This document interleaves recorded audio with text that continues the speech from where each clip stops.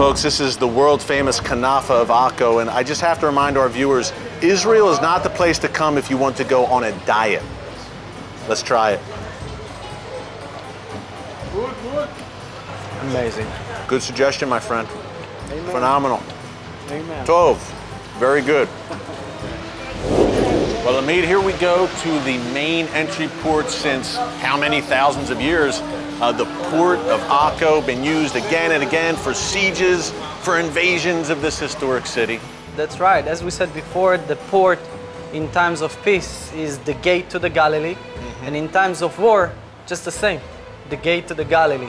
Yeah. And therefore, throughout history, so many invading forces fought on Akko and tried to capture it and turn this port into their base of operations. Yeah, and it was so well fortified. Those walls. It was incredibly fortified. The walls you saw outside, some parts of them are more than 100 feet thick. Take a look at those old houses. You can see that the electricity lines and the pipelines, sewage, air condition, everything was added later on the outside of the buildings, because in modern time you just cannot drill through 4 feet of thick rocks like those sandstones.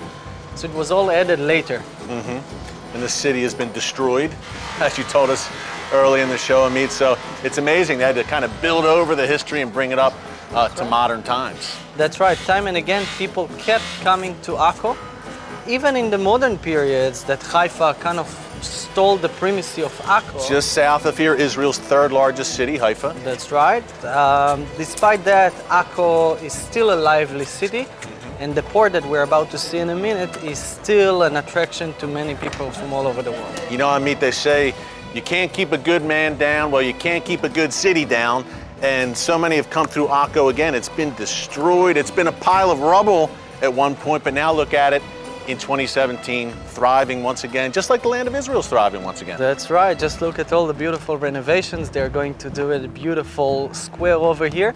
The old bell tower or the clock tower of Akko is one of the tallest buildings, still towering above the rest of the old city.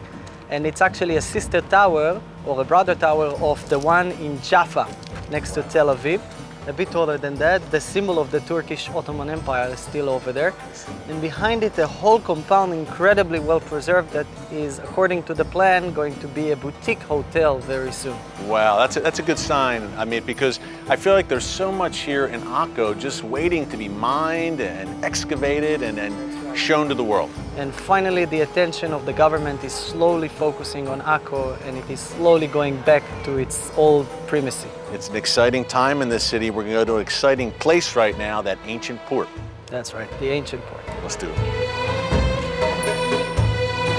Well, Amit, you've given us such an incredible tour of Akko today, but I'm excited now because we are finishing where it all began, at the famous, historic port of Akko. First of all, tell us what went down here with Napoleon and the French. Famous. Napoleon really wanted to capture this port. Like many other great generals before him, he wanted to use this place to reinforce his war-weary forces. Some 13,000 French grenadiers were outside, and he was very close for defeating the Ottoman Empire here. Yeah. But something went wrong, and the British fleet showed up, as usual, to spoil the French party. And what the British wanted is to support, their very enemies, the Ottomans, just to make sure that the French will not be able to defeat them. So the enemy of my enemy is my friend. That old adage still rang true back then. The British hated the French so much and Napoleon so much that they were willing to work with the Ottomans and the Turks. That's right, and imagine that in what now is today a quiet pier with yachts and fishing boats. Beautiful. It is gorgeous, and I guess this city is finally reviving again, but this time as a tourist attraction. But here, in that hot summer of 1799, the British fleet showed up, intercepted Napoleon's own convoy of supply ships, stole the heavy siege cannons that Napoleon brought, and kindly gave it to their Turkish garrison that they used here as kind of a proxy. So they used his own weapons against him. And not only that, the British ships actually entered the port, used their own cannons to fire on the French, and 600 British Marines went off the ships to fight alongside with the Turks. And together that was enough of a force to stop the French. Yeah, I made two things here so fascinating, two things that come immediately to mind. Number one, Napoleon wanted to conquer the Holy Land. He wanted to drive to Jerusalem, but his dreams ended here in Akko, his Middle Eastern dreams, number one. Number two, I think it's so interesting, even back then we saw proxy wars. The British joining the Ottomans and the Arabs using them against the French. We see proxy wars, of course, here in the Middle East today as well.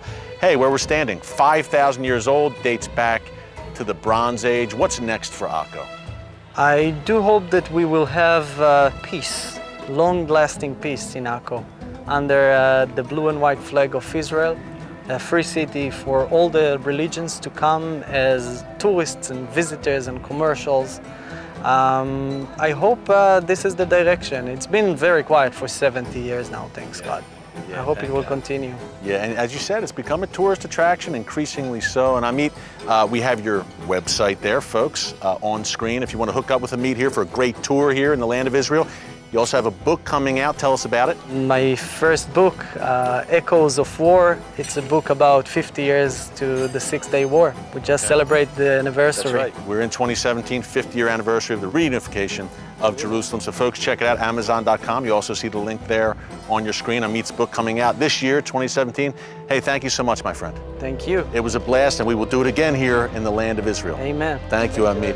And coming up, my final thoughts from here in the beautiful port city of Akko, why this city matters today for Israel, for Christians, and for you. Stick around.